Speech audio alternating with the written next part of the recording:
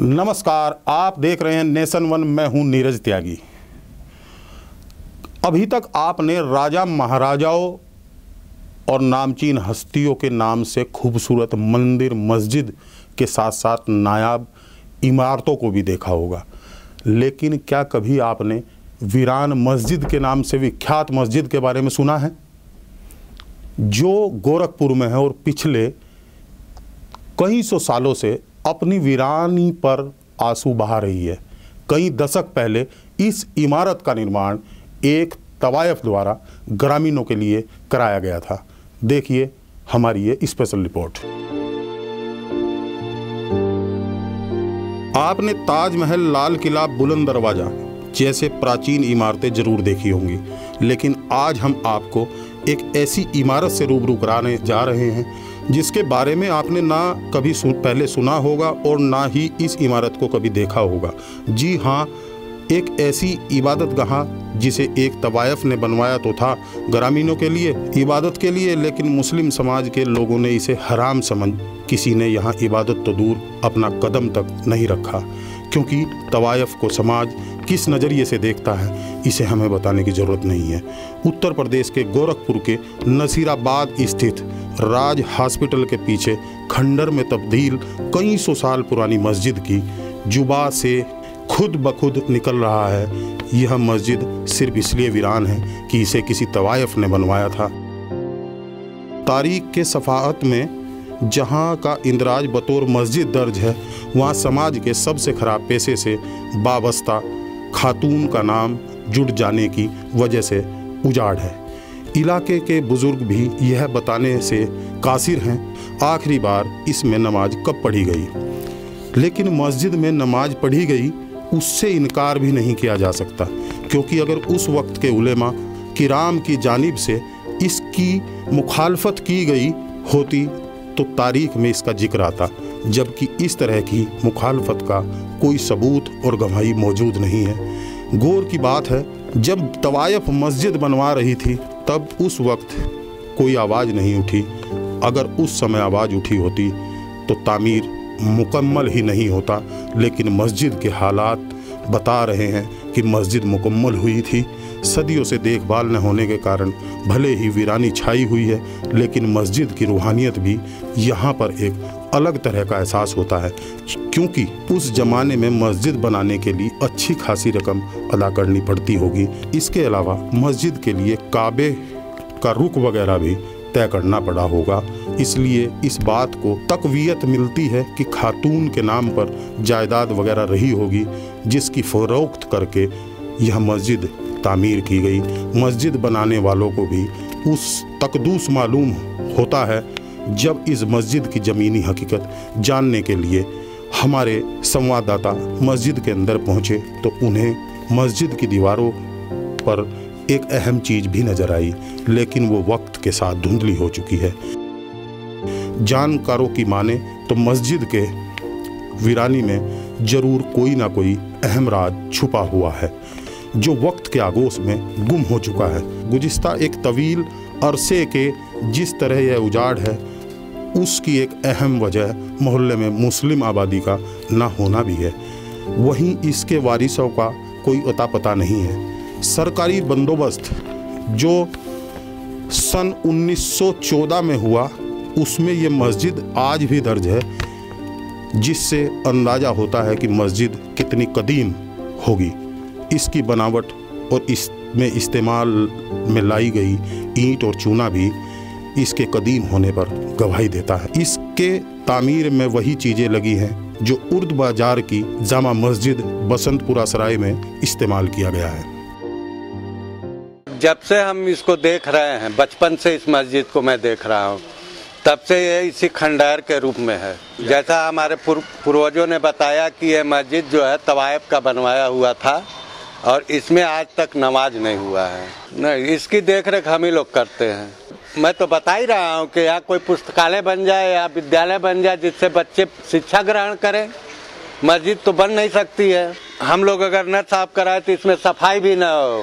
खंडर में इसलिए तब्दील हो गई कि नमाज, मेन तो सबसे बड़ी बात है कि नमाज नहीं हुई। जब नमाज नहीं हुई, नमाजी नहीं आए, तो देखभाल भी नहीं हो पाई कायदे से।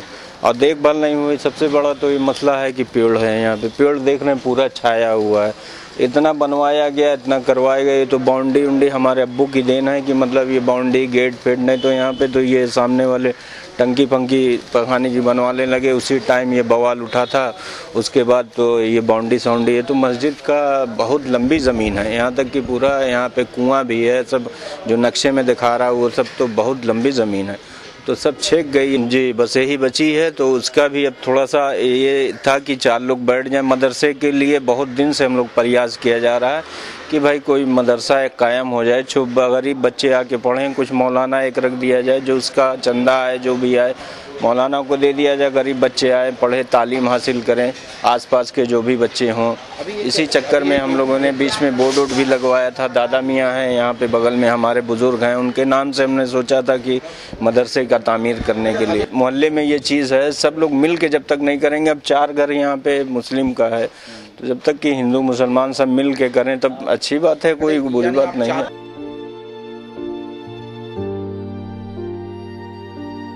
इससे एक अंदाज़ा लगाया जा सकता है कि मस्जिद 200 साल से ज़्यादा पुरानी है। तकरीबन 1200 स्क्वायर फीट में मौजूद इस मस्जिद की जगह पर साल 2000 में कुछ शरारती तत्वों के जरिए कब्जा करने की कोशिश की गई थी, लेकिन मुसलमानों की बेदारी व गुस्से के कारण यह मुमकिन नहीं हो सका। कुछ माह बाद मस्जिद के आगे खाली ज़मीन पर दुकानें बनवा दी गई और इसकी जिम्मेदारी रिटायर्ड हाइडिल अफसर मोबिनुल हक को सौंप दी गई ताकि इस जगह की हिफाजत हो सके। फ़िलहाल यहाँ दुकानें तो हैं ही, उनमें कारोबार भी किया जा रहा है, लेकिन मस्जिद की सूरत हालात खस्ताहाल है। मस्जिद में पेड़ उगने के साथ साथ मस्जिद की दीवारों को काफ़ी नुकसान पहुँच रहा है। जब हमने मोबिनुल हक से बात करने की कोशिश की तो उनके बाहर होने की वजह से हमारी उनसे मुलाकात नहीं हो सकी।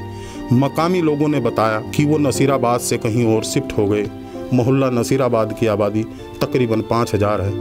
इसमें तकरीबन 1000 घर मुसलमानों के बताए जाते हैं, लेकिन जहां यह मस्जिद है इसके आसपास में मुसलमानों की सिर्फ 1-2 घर ही हैं, जबकि सामने एक और मस्जिद भी है जिसे फारूकी साहब की मस्जिद के नाम से जाना जाता है। इसमें मुसलमान नमाज अता करते हैं। मोहल्ले के नज़दीक बुज़ुर्गों की माने तो ये मस्जिद को एक तवायफ ने तामीर कराया था, जिसकी वजह से इसमें कभी नमाज नहीं पढ़ी गई।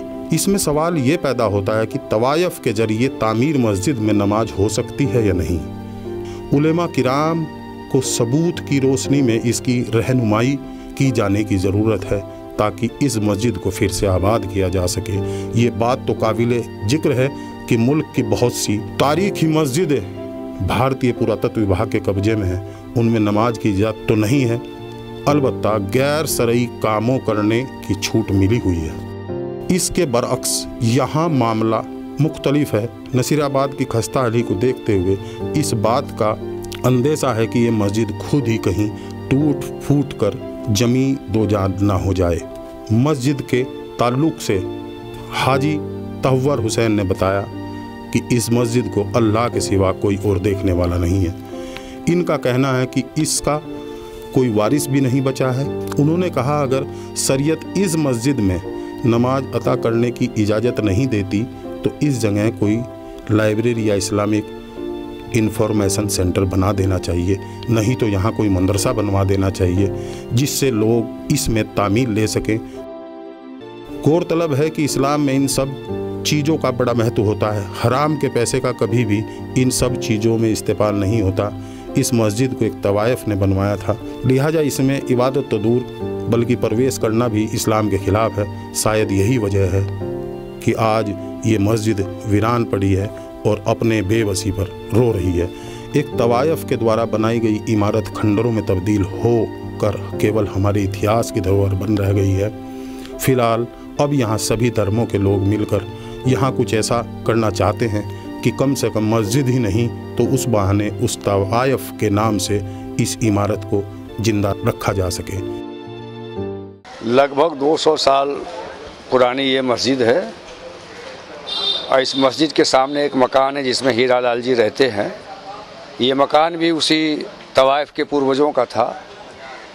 लेकिन तवाइफ की वजह से इस मस्जिद के अंदर कोई भी नमाज नहीं पढ़ा, क्योंकि तवाइफ का जो पैसा होता है वो नाजायज़ पैसा होता है और इसी वजह से मुसलमानों ने इसका बाइकाट किया और नाजायज़ पैसे की वजह से इसमें कभी नमाज नहीं पढ़ा। आज ये दुर्दशा जो इस मस्जिद की है, ये यहाँ हमारे लोगों की कमी है। हम लोग इसकी देखभाल नहीं कर सकते या नहीं किए, लेकिन आज इस बात की मैं आपको यकीन दिलाता हूँ कि हम लोग बहुत जल्दी यहाँ बैठ कर के मोहल्ले के लोग एक ऐसा यहाँ पर कोई तामीरी काम करेंगे जिसमें सभी धर्म के लोग आए बैठें और अपने धर्म का ज्ञान हासिल करें। एक इस तरीके का पुस्तकालय हम बनाना चाहते हैं और यहाँ इंफॉर्मेशन सेंटर के रूप में इस्तेमाल किया जाए, ताकि ये तवाइफ की जो धरोहर है वो बची रह सके और लोगों को इसका ज्ञान भी यहाँ से हासिल होता रहे। यही हम लोगों का उद्देश्य है। एक इंफॉर्मेशन सेंटर बना दिया जाए, एक पुस्तकालय बना दिया जाए, यहाँ पर आकर के लोग बैठें, अपने अपने धर्म का ज्ञान हासिल करें और तमाम हमारे जो बेरोज़गार लोग घूम रहे हैं उनको यहाँ से इन्फॉर्मेशन मिले कि नौकरी और जॉब कहाँ कहाँ वांट निकलती है, किस तरीके का। पहले ये मोहल्ला टोटल मुसलमानों की आबादी थी, लेकिन ये देश का बंटवारा होने की वजह से यहाँ से तमाम मुसलमान पलायन करके चले गए। जो बचे रह गए, इसके सामने एक मस्जिद थी, उसी मस्जिद में लोग इबादत करते हैं और इसका उसी तवाइफ की वजह से इसका इस्तेमाल पैसे की वजह से इस मस्जिद के रूप में नहीं कर सके।